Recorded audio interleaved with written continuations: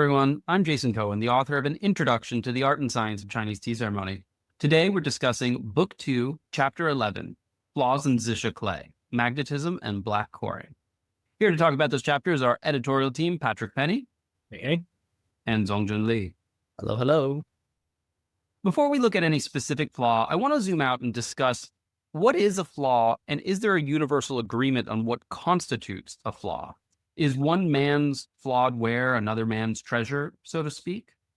I think, as you've alluded to in this chapter, I don't know that there's a universal definition of what a flaw is. Certainly, we do think that there is one. If something is wrong with a material or it doesn't meet up to a certain standard, you would call it flawed. But I guess as we've looked at Yixing in the past, we've evaluated it from both the clay and or miners kind of lens. We've looked at it through the artisan's lens. We looked at it through collector's lens.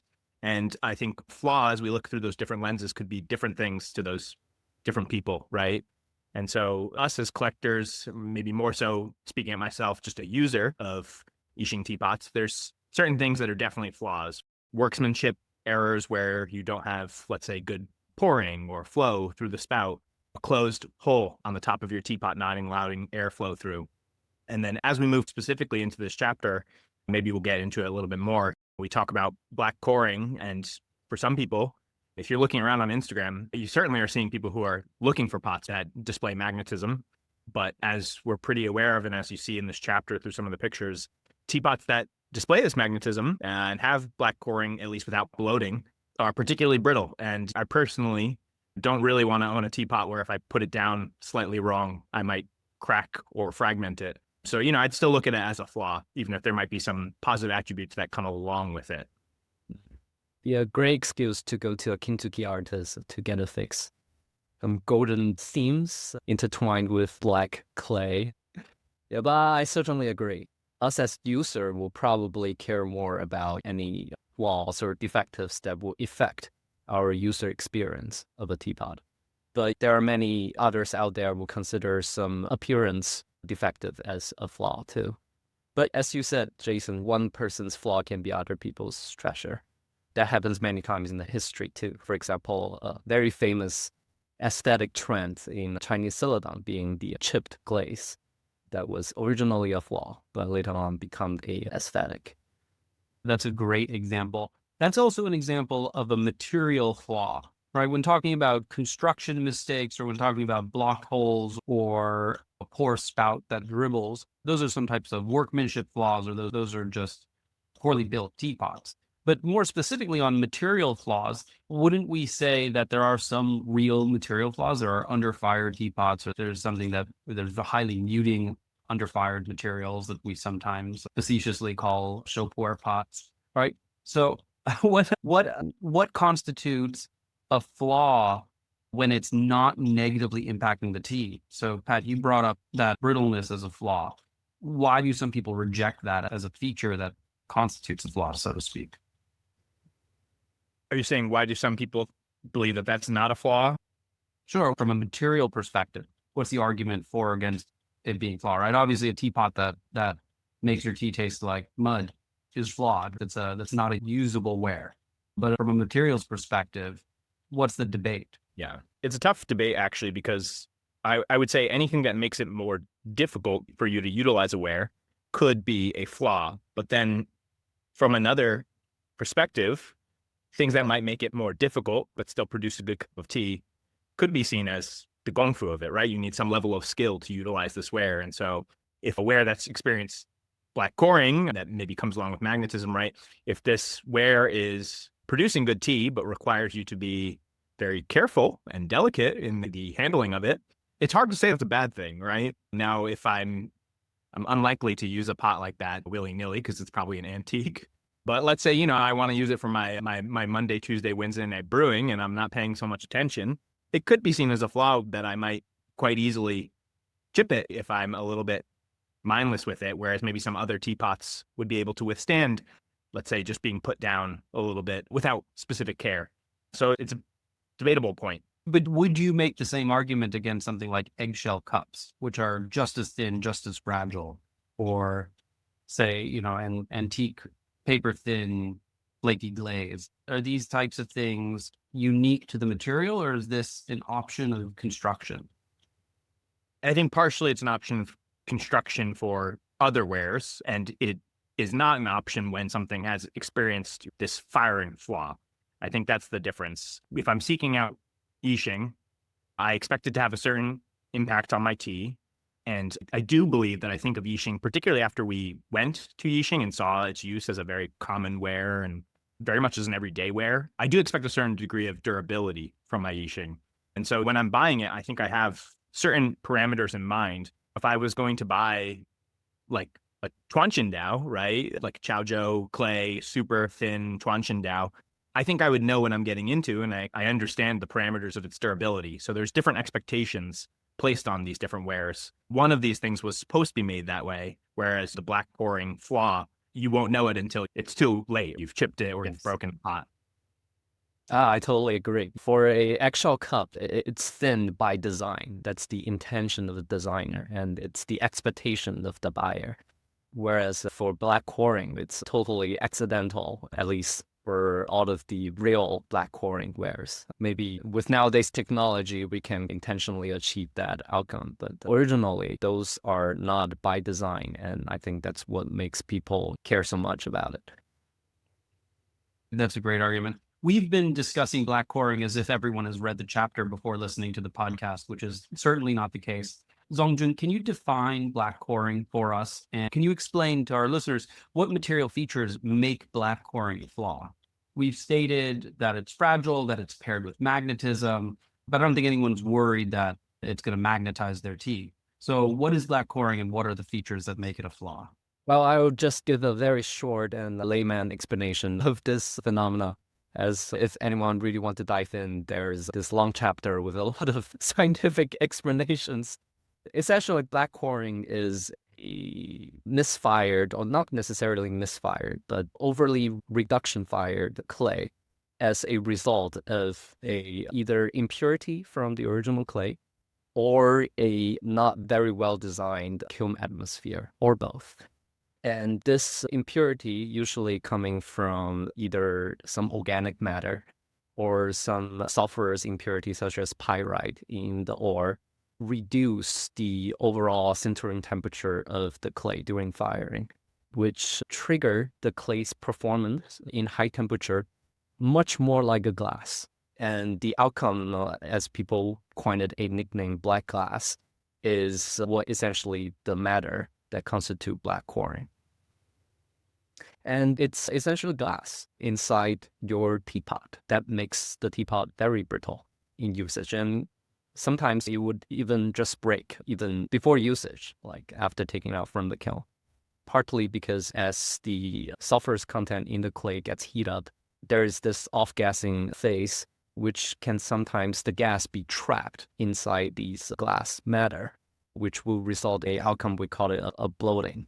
So it's basically a bomb that would surface out from the body of the teapot and will trigger crackage or breakage. So black coring alone may or may not be a flaw, but black coring is paired with other flaws. Is that right? Yeah.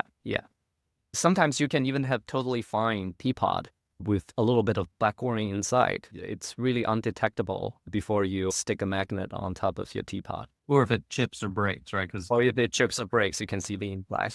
But, without that, you will never know. Maybe you own a black coring teapot without knowing. Let's clarify. Is magnetism alone a sign of black coring? Not necessarily. Sometimes the clay or the teapot can contain the higher amount of FeO without having a black coring inside the teapot, can have magnetism. So it's not a defining factor, but certainly a indication. Pat, was a flowchart really necessary? The flowchart might be the greatest contribution on black coring to the tea community that we've delivered thus far. I think if you try and learn what black coring is right now across all the forums, it is impossible, to get a very true scientific understanding. The flowchart takes what you can learn in depth in the 8 or 9 pages that is the rest of the chapter, which I still recommend reading, but at least I think allows you to have the tools to get through the rest of the chapter and understand everything. So I kept scrolling back up and referring to it as I was reading through the chapter. Great job with it, by the way. Thank you. Much appreciated. This chapter starts by citing the magnetic materials in clay wares published by the Royal Society in 1913. It cites the features of Devonian coal-bearing deposits in South China, published in the International Journal of Coal Geology. My question is, how much detail is really necessary for a book on Yixing wares, and how do you as an editor balance the fractal nature of reality with limitations on readability, depth of knowledge, and the focus of the subject at hand? How did I know that the last podcast we recorded of 2024, we'd be talking about the fractal natures of reality again? Pretty sure again. Yeah. I think I maybe will not answer the latter question, but answering the former, I think it is actually, as we've already broken down, a lot of lithography and geographical history, and we've talked quite a lot about different lenses and deposition through the course of the entire book, but certainly in earlier chapters. I think it's important that we revisit a lot of those topics as they pertain specifically to certain portions of the chapter, just so that we can really ground ourselves in, I think you do it actually to disprove an argument in this chapter, but to ground ourselves in first principles and understand really where the materials are coming from that we believe are through different interactions and processing and then firing, having the effects that we're seeing, right? So it's important to know that, yes, we are seeing specific coal deposits or specific organic matter deposits, which would result in the area of Yixing, right? These flaws that we're seeing. If we don't understand the materials behind why this flaw is happening, and we just understand when we see it, I don't think it gives us a full picture. And so I think this chapter, as I said, is one of the really only places online now that people can really get a full picture of what black coring is in Yixing. As far as balancing the fact checking on the whole, I think I was for like once or the second time, I was like the last person to get back to you on this chapter. And it's because I really wanted to go through the chemistry that you had outlined here. Maybe not specifically the geology, but the chemistry I really wanted to make sure made sense. And I knew you did your homework, but that's our jobs as editors, is to go through with a fine-tooth comb and make sure everything goes beyond making sense, but is true. Yeah, I think talking about geology and biology and geography in these topics really makes sense, because black coring didn't happen totally by accident or out of nowhere. There's a reason behind it. Peat Scotch didn't create out of the blue, because there were peat in Scotland and their water flowed by those peat areas, which generated peat flavored water. And people use peat to smoke their mold. And like all of these things happened, it's human anthropology is a result of their surrounding. It's a result of the geology of the geography as a whole. So I think it's necessary to talk about it, but to what extent, in what detail, I think it's up to the author's judgment, but it's certainly necessary, I would say. You wouldn't have included the map of coal deposits in this chapter? I would. Well, no, if I was writing the book, I probably would not have, but that's just because I wouldn't have thought to put it in there. Next time we can include a sedimentary layer of what kind of minerals deposit, or Next time we do a survey, Zongjun, when we go back. Don't tempt me, Zongjun. Don't tempt me. Start applying for the permit now so that we can do a geological survey next time we return. yeah, we can draw another set of diagrams that detail all of the clay layer formation and the rubbles and all that. We did actually already do that. We already published it. I lead to it in the chapter. It's a side note. Oh, Aren't you the one who did the drawings, Zongjun? The design. yeah. What's the best counter argument for a listener who hears us say that this is encyclopedic, or we don't know how applied this is, we don't know where you're going to use this information? What's the best counter argument to say to them, from your perspective as editors, that this is not just an encyclopedia at this point, that there's something more to the collation of facts and details within this book that we're publishing? So I think the book and the chapters as we move along, they tell a story, right? And so it is telling you through the collection of chapters on history and through the chapters as we talk about geography and how the land around Yixing has transformed over time and how human culture has interacted with it and how that culture has developed this art product that we interact with.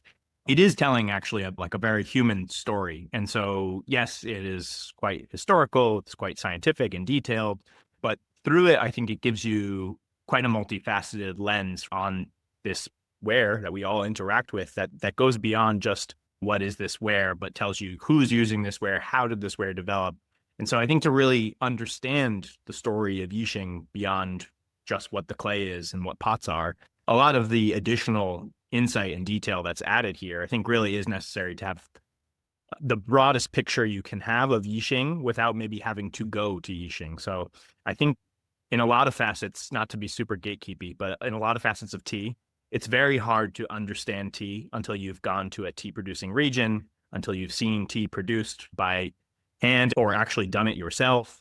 It's hard to understand a lot of these wares until you've had the chance to actually try and, as we've done, make Yixing cups or pots by yourself. I think this book is the closest thing that anyone is going to get to having the experience of going to Yixing and learning with either ore refiners or artisans who are crafting Yixing pots through the level of detail that's in here. I think it's going to be the closest that anyone gets to that experience. I still recommend doing all those things. This book, I think, is going to give you the closest experience to actually having lived Yixing. And to some extent, it does resemble some characteristic of a encyclopedia. But, on the other hand, this is a encyclopedia solely for zisha, for Yixing. There's a theme that weaves everything together. So it's nothing irrelevant other than anything related to zisha.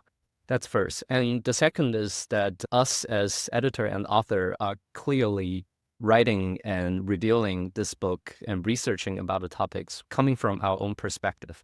So we are not taking our perspective away and trying to be neutral. We are not neutral. We have opinions.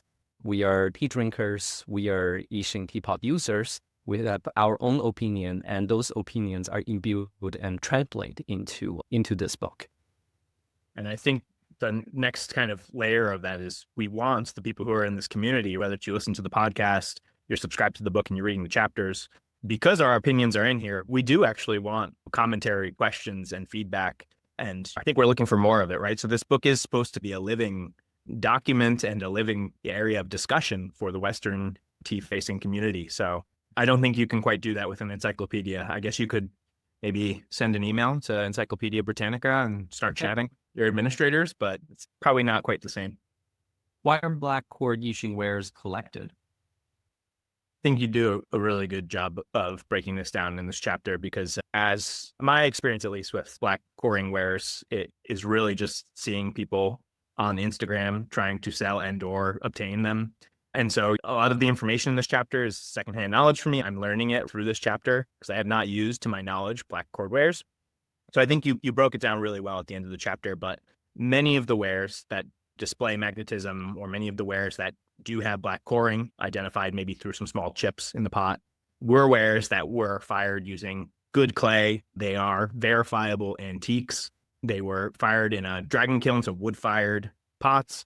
And so the black coring, in addition to the magnetism, is a way to know that you have a verifiable antique with properties that are going to be good for brewing tea. So, we talked a lot about it being a flaw up top, but if you are getting these wares and you're handling them carefully, and the provenance was well explored before you purchase them, they should display quite good characteristics for brewing tea. Have you ever used a black cord Yixing ware? Well, I just said, to my knowledge, I don't know. I don't think so. Not with knowing. Not knowingly. The few times that I have, it's always been excellent. Well, the photo included in this chapter is from you. Do you want to talk a little bit more about this photo? I do. That is quite an amazing piece. That is a verified Qing Dynasty ware. It is black cord through and through. And in fact, it actually was black cord and bloated such that the bloating bubble exploded, revealing the black core. But the teapot magically stayed in whole form. And I got to experience this with a very well-regarded, very famous Yixing teapot collector and scholar, Dr. Liu, in Taiwan. Brewing in that teapot, he was kind enough to share with me some very interesting teas, including some Taiwanese colonial era teas. And that's one of a couple of times that I've had tea out of those teapots, but I find them to be exemplary of what you expect Juni clay to do. So for things like Taiwanese high mountain oolong, for things like aged but very fragrant floral Yiwu Shengpuer, I find that they have such a concentrating and sharpening effect on the desirable aromatics that are unparalleled amongst other wares and brewing implements. And so I've always been quite impressed. And even with that one, which is most obviously flawed, I was astounded at its effect and how notable its effect is. Plotting appearance, then it didn't affect the usage. Yeah, well, it does have a little bubble on the inside. You couldn't do like Jojo Gongfu. You couldn't pack that teapot. So Jason, the real question is, how many black cord teapots are you searching for to add to your collection? How many am I hoarding? I will acquire at least one, and it will be studied alongside the others for information that's going to go into the publishing the rest of this book. But it turns out Qing Dynasty Junie wares are expensive. So We need more subscribers is what you're saying. yes, please subscribe, and you know where your support is going. But really, I don't think anyone has done a material analysis, textural analysis, porosity analysis of the skin of a black cord Yixing ware, particularly not in comparison to other antique Junie.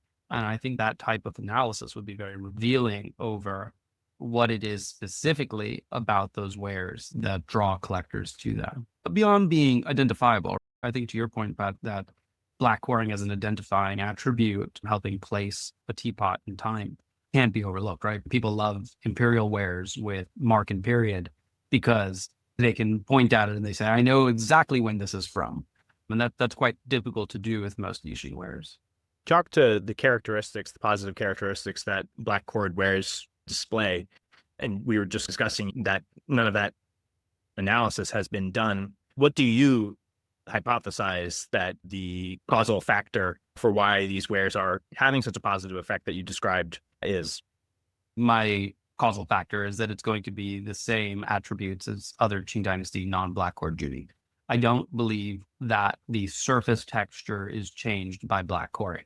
It's an interior flaw, and if you're using amazing clay fired in a dragon kiln from Qing Dynasty Junie, you're going to get great results. So I don't think that there's anything different about black cord antique Junie from non-black cord antique Junie. But would you say that the vitrification level might be slightly higher than non-black cord Junie because of the eutectic effect? It'd be the other way. The black cord is, because it's glassy on the inside, it's more vitrified. Yeah, it's more vitrified. But in my theory of tea interaction, as you both know, I currently do not support the porosity thesis for interactions. I don't believe that Yixing teapots are absorbing and giving out tea. But the surface texture might be more vitrified too. Why should it be, though? If the surface texture is still red, it's still Junie colored. That is true. That is true. I would think that there would be some thermal properties that are changed, though, by having basically the entire interior between the surfaces on both sides being basically glass, right? Totally vitrified. I would wonder what that heat transmission effect is like. It's true. Densification and thus a higher thermal mass. So from the photo that you shared in the chapter, it looks like it's really just the skin, like the very surface of the teapot remained the Junie texture and Junie color. Yes. Everything through is black cord. So Yes. That one is black. That one is a quite extreme example. yeah, pretty interesting. But I think that's why this is so interesting, right? Because it's another way of testing whether or not our theory of interaction is correct. That it's a surface level interaction based on the texture of the material, unique textural properties. And that's why wood-fired wares have a larger effect. And that's why dragon kilns, longer firing, had a larger effect.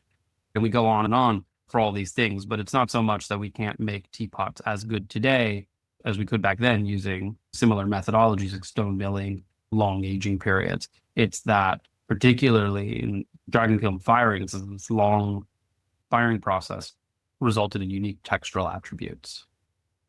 We got deep there. My last question. Would you collect a black cord Yixing ware?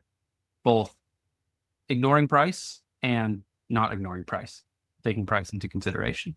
Ignoring price, yes. Not ignoring price, I'd have to have a really good year. Do I want basically antique Uniware? Yes. I would prefer to have an antique Junie that is non-black cord if possible. So hard to verify, but certainly when I think about the durability and being a cat owner and many other factors, I'd prefer to have something that still has a decent durability, even though I will still be treating it either way as delicately as possible. I just worry about even warming up the pot. Zongjun, would you buy a non-black cord antique Junie or would you buy a black cord antique Junie? Well, with the budget, both. Side by side. Yeah, side-by-side comparison.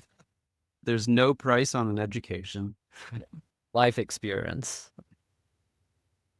Well, thank you everyone for joining us in this edition of Tea Technique Editorial Conversations.